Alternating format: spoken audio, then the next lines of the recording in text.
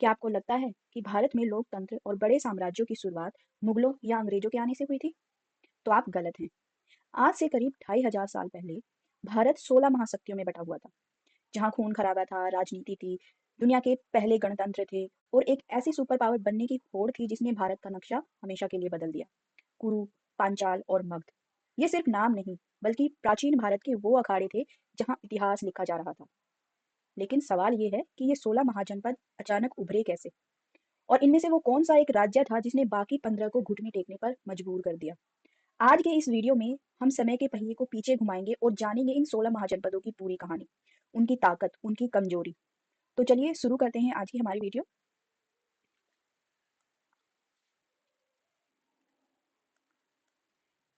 600 BCE यानी 600 ईस्वी पूर्व, ये जो समय है, ये परिवर्तनों का काल है, इसे कहा जाता है। ऐसा क्यों कहा जाता है इस समय को? क्योंकि इसमें बहुत सारे परिवर्तन आए। जैसे इसमें महाजनपदों का उदय हुआ।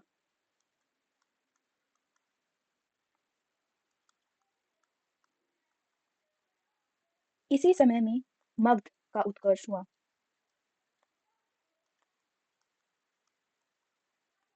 और इसी शताब्दी में बहुत से विदेशी आक्रमण भी किए गए।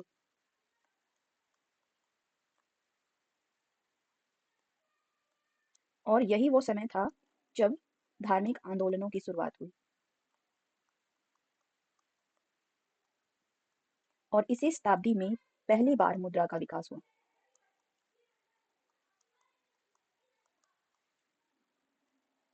तो इतने सारे परिवर्तन इस समय में हुए, इसीलिए इसे परिवर्तनों का काल माना जाता है।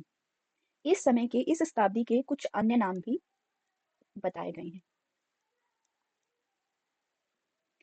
जैसे इस समय को कहा जाता है पूर्व मौर्य काल।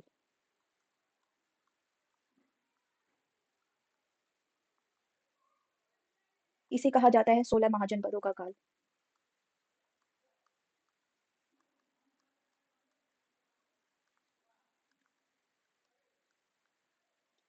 और इसी समय को कहा जाता है द्वितीय नगरीकरण।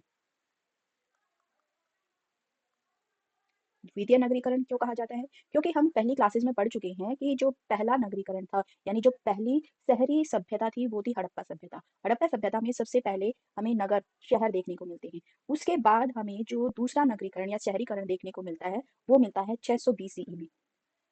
और इसी समय को बौद्ध काल कहा जाता है, क्योंकि जो बौद्ध धर्म था उसका उदय भी इसी समय में हुआ था, और इसे ही सूत्र काल भी कहा जाता है। तो ये है इस काल के 600 बीसी यानी 600 ईसा पूर्व के दूसरे नाम।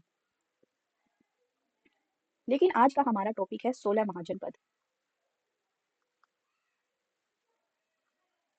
या फिर जिसे कहा जाता है द्वितीय नगरीकरण।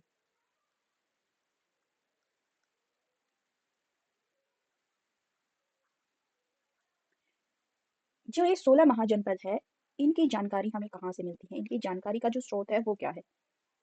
इनकी जानकारी का जो स्रोत है, जो वैदिक साहित्य है, यानी वैदिक काल में जो साहित्य लिखा गया था, उसमें 9 जनपदों का उल्लेख किया गया है।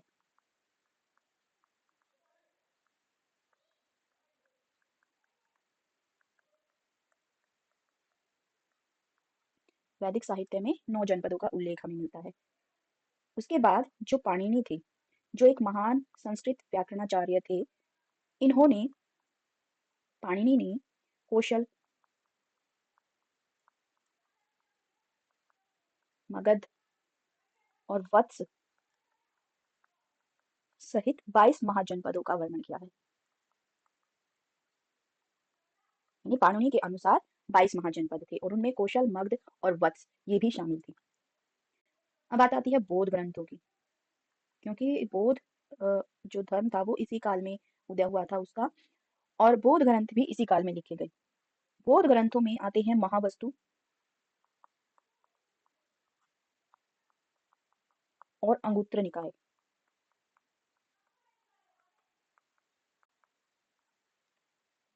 इन बौद्ध ग्रंथों में 16 महाजनपदों का उल्लेख किया गया है। ठीक, इनके अनुसार प्राचीन भारत में 600 ईस्वी पूर्व में 16 महाजनपद थे। और जो जैन ग्रंथ है, जैन ग्रंथ, जैन धर्म भी इसी समय में हुआ था। जैन ग्रंथ भी इसी समय में लिखे गए। जैन ग्रंथ है भगवती सूत्र। तो भगवती सूत्र में भी 16 महाजनपद बताए गए हैं। तो देखा जाए तो बौद्ध ग्रंथ, धर्म के ग्रंथ महावस्तु और अंगुत्र निकाय और जैन ग्रंथ भगवती सूत्र, इन दोनों के अनुसार 600 ईस्वी पूर्व में भारत में 16 महाजनपद विद्यमान थे। इन साहित्यिक स्रोतों के अलावा कुछ पुरातात्विक स्रोत भी हैं जो हमें बताते हैं कि इस समय में भारत में कुछ जनपद मौजूद थे, जैसे काले और लाल मृदभांड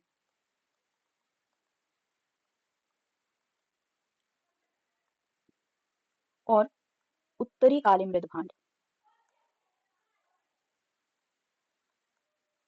तो ये पुरातात्विक स्रोतों में आ जाते हैं। अब हम बात करते हैं कि भी जो महाजनपद काल था, महाजनपद थे जो, वो क्यों उदय हुए, उनके उदय के कारण क्या थे। महाजनपदों के उदय के कारण,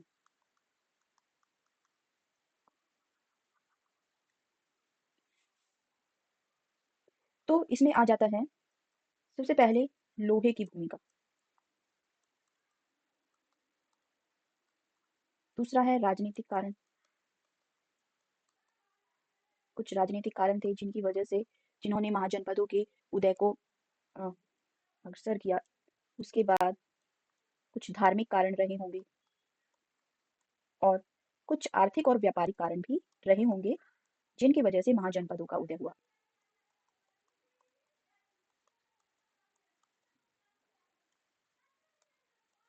अब एक एक करके हम इनको समझते हैं कि किस तरीके से लोहे की जो भूमिका थी, लोहे की वजह से कैसे महाजनपदों का उदय हुआ। लोहे की क्या भूमिका रही होगी इसमें। इसमें कुछ इतिहासकारों का मानना है, सभी इतिहासकार ऐसा नहीं मानते, उनमें कुछ ही शामिल हैं जो ये मानते हैं कि महाजनपदों के उदय में लोहे की एक महत्वपूर्ण भूमिका थी। ये क्या कहते हैं ये इतिहासकार कि हम जानते हैं कि लोहे का आविष्कार हुआ और उत्तर वैदिक काल में लोग थे जो वो कृषि पर डिपेंड हो गए थे, यानी कृषि उनका मुख्य व्यवसाय अब बन गया था। तो इस वजह से क्या हुआ, लोहे के प्रयोग ने, लोहे का प्रयोग करके, जैसे लोहे में कुल्हाड़ी बनाई गई, कुदाल और फावड़े, लोहे से ये चीजें बनाई गई। इनसे क्या हुआ, जंगलों को साफ किया गया। जंगलों को साफ किया तो इससे क्या हुआ, कृषि भूमि का, कृषि योग्य भूमि का विस्तार हुआ। अब कृषि के लिए बहुत ज्यादा भूमि अवेलेबल हो गई।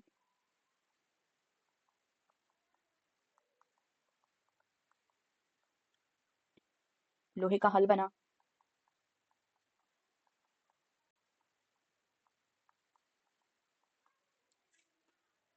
तो अब कृषि योग्य भूमि बहुत ज्यादा हो गई, लोहे का हल बन गया, तो लोहे के हल की वजह से क्या हुआ, अब जो जमीन थी उसकी गहरी जुताई होने लगी।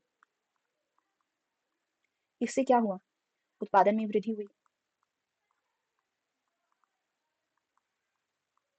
और अगर उत्पादन में वृद्धि होगी तो लोगों के पास पैसा आएगा।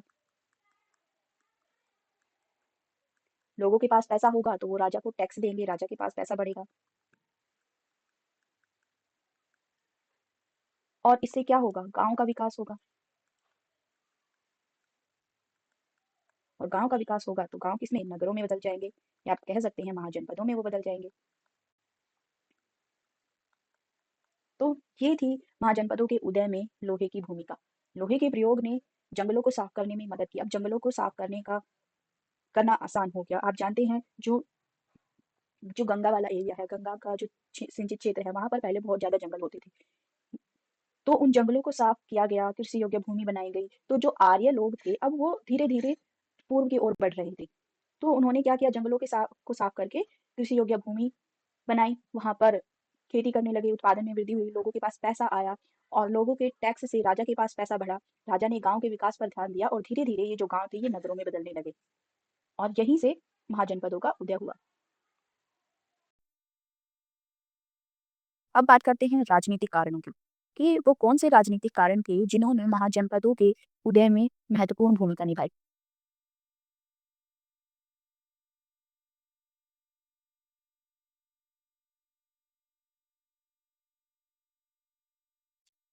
तो राजनीतिक कारण में आता है कि कुछ स्थान ऐसे रहे होंगे कि जो राजाओं की राजधानी थे।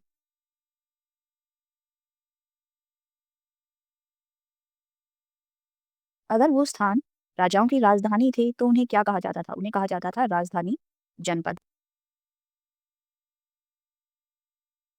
अब अगर कोई स्थान, कोई जगह किसी राजा की राजधानी है, तो राजा क्या करेगा?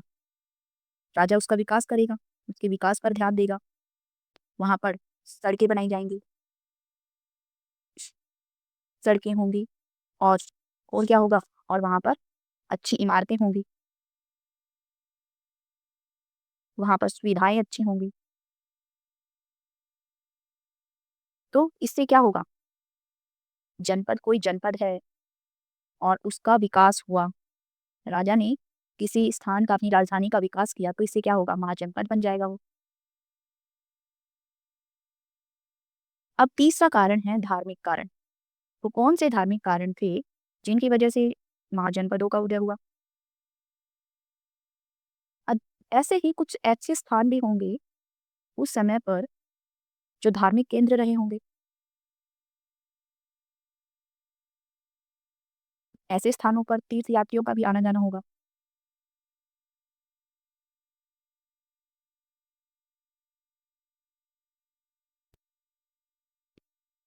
तो ऐसे स्थानों को दान बहुत मिलता होगा और धीरे-धीरे ये जो धार्मिक केंद्र थे, ये विकास करेंगे। धीरे-धीरे इन धार्मिक केंद्रों का विकास होगा और विकास होगा तो ये क्या होगा? महाजनपदों में बदल जाएँगे।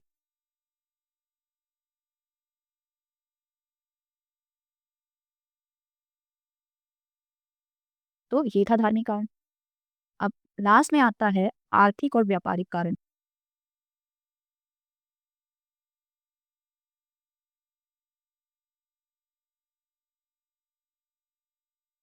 अब जैसे कुछ धार्मिक केंद्र थे, कुछ स्थान राजा की राजधानी थी, तो ऐसे ही कुछ स्थान रहे होंगे, कुछ स्थान ऐसे होंगे जो व्यापार का केंद्र रहे होंगे।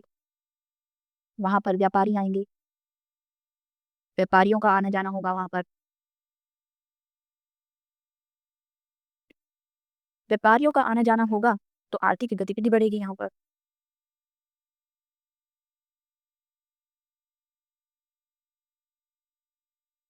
और इनका विकास होगा और ये महाजनपदों में बदल जाएँगी। तो ये थे महाजनपदों के उदय के कुछ कारण। अब हम बात कर लेते हैं उन 16 महाजनपदों की। वो 16 महाजनपद कौन से थे?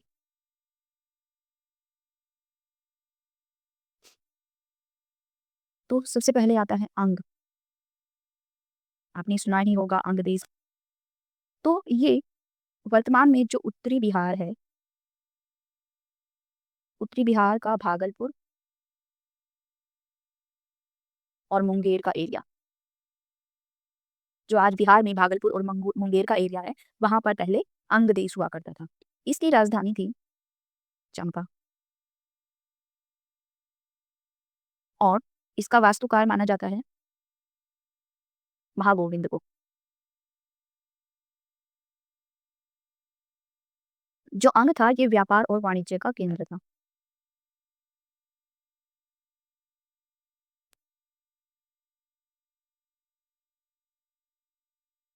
और एक इंटरेस्टिंग फैक्ट है अंग के बारे में कि जो महाभारत काल था, महाभारत काल में जो कर्ण था, कुंती पुत्र कर्ण, वो अंग का राजा था। इसलिए कर्ण को अंगराज भी कहा गया है महाभारत में। अब दूसरा महाजनपद है मगध।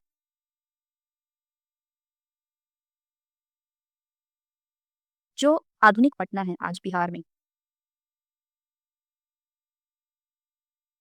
आधुनिक पटना, गया और शाहाबाद का कुछ क्षेत्र, ये उस समय के मगध का एरिया माना जाता है। और ये किसमें बताया गया है? ये पाली ग्रंथ में बताया गया है। जो मगध था वो महाभारत काल में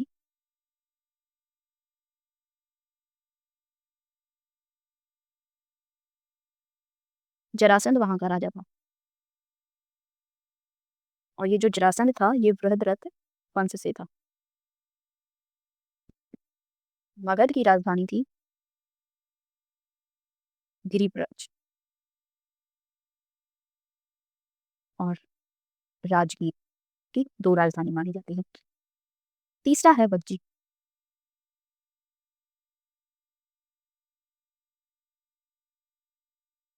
जो वज्जी है वो वर्तमान में त्रिहुत प्रमंडल में आता है।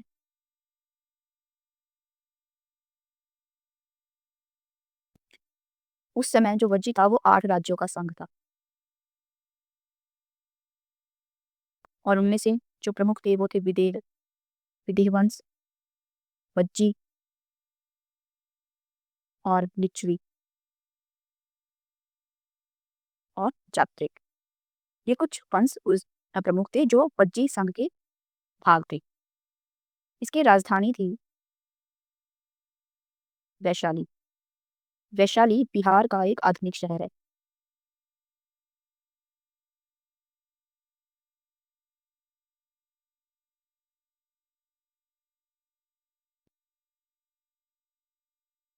और ये गंगा के उत्तर में स्थित था।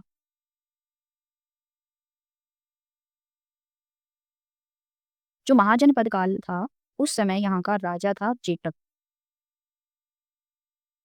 जो जेटक था ये लिच्छवी वंश से था।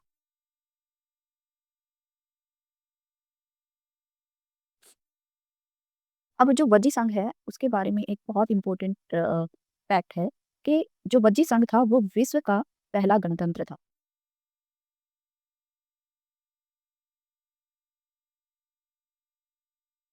पहला गणतंत्र वज्जी संघ था। अब चौथा महाजनपद है काशी। यहाँ की राजधानी है वाराणसी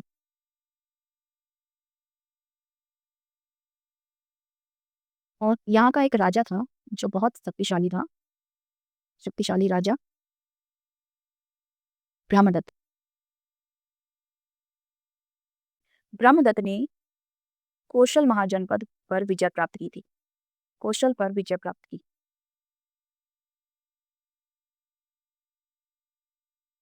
तो इस बात का बदला लेने के लिए बाद में कौशल ने काशी को जीतकर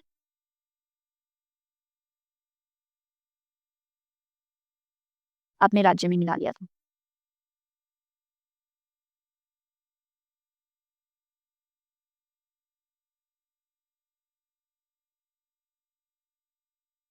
अब जो नेक्स्ट आता है वो है कौशल। इसकी राजधानी है श्रावस्ती।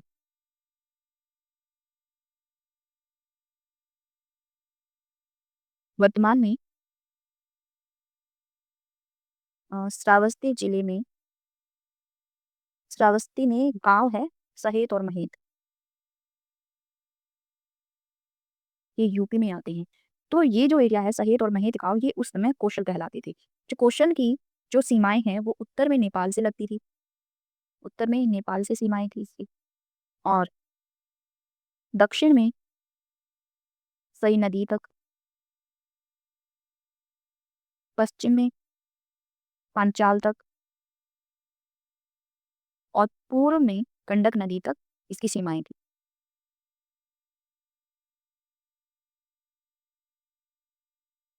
और जो यूपी उत्तर प्रदेश में बहने वाली जो सरयू नदी है, सरयू नदी कौशल को 2 भागों में बांटती थी।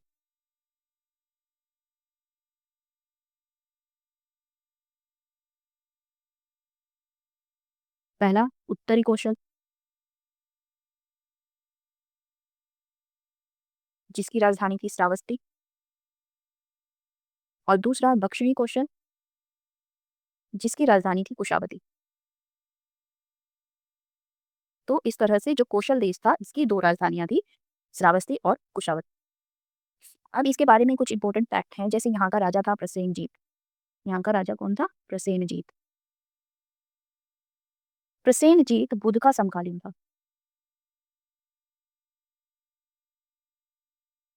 और समान आयु का भी था यानी बुद्ध की आयु के समान ही उसकी आयु थी।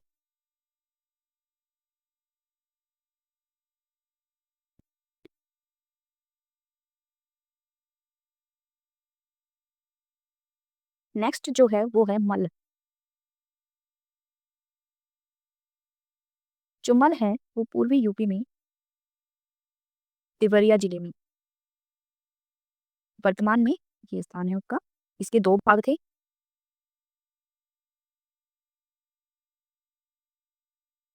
पहला जो भाग था उसकी राजधानी थी कुशीनगर। और ये जो कुशीनगर है यहाँ पर महात्मा बुद्ध को महाप्रि महापरिनिर्वाण प्राप्त हुआ था, यानी उनकी मृत्यु यहाँ पर हुई थी।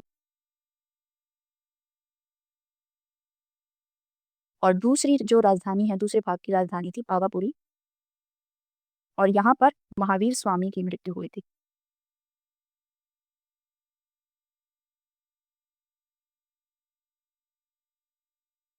अब नेक्स्ट जो महाजनपद है वो है वत्स। आधुनिक इलाहाबाद उस समय वत्स देश था।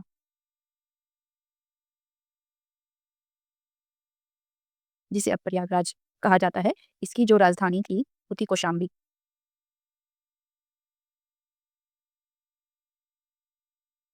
हस्तिनापुर के एक राजा थे। हस्तिनापुर के राजा, उनका नाम था निचक्षु। निचक्षु ने जब हस्तिनापुर गंगा की बाढ़ में बह गया था, गंगा की बाढ़ में बह जाने पर कौशाम्बी को अपनी राजधानी बनाया।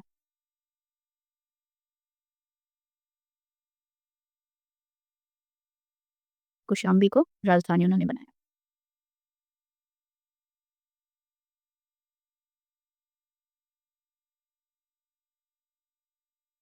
और जो नेक्स्ट है वो है कुरु जनपद, जो वर्तमान में मेरठ, दिल्ली और थानेश्वर यानी हरियाणा में, इस एरिया को कुरु जनपद कहा जाता था। इसकी राजधानी थी पहले महाभारत काल में थी हस्तिनापुर।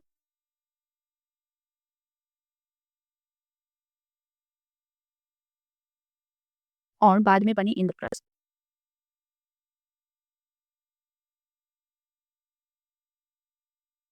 और यहाँ के राजा कौन थे? कौरवों को यहाँ का राजा माना गया है।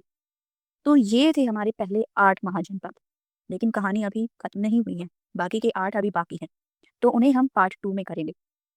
तो इनमें से इन महाजनपदों में से आपको सबसे शक्तिशाली कौन सा लगा कमेंट में जरूर बताइएगा। और वीडियो अच्छा लगा हो तो लाइक करिए, दोस्तों के साथ शेयर करिए। और चैनल को पहली बार देख रहे हैं तो चैनल को सब्सक्राइब जरूर करिए और बेल आइकन को प्रेस करना मत भूलिएगा, ताकि नेक्स्ट वीडियो का नोटिफिकेशन आपको सबसे पहले मिल सके। तो आज की क्लास में बस इतना ही। मिलते हैं नेक्स्ट वीडियो में, तब तक के लिए नमस्कार।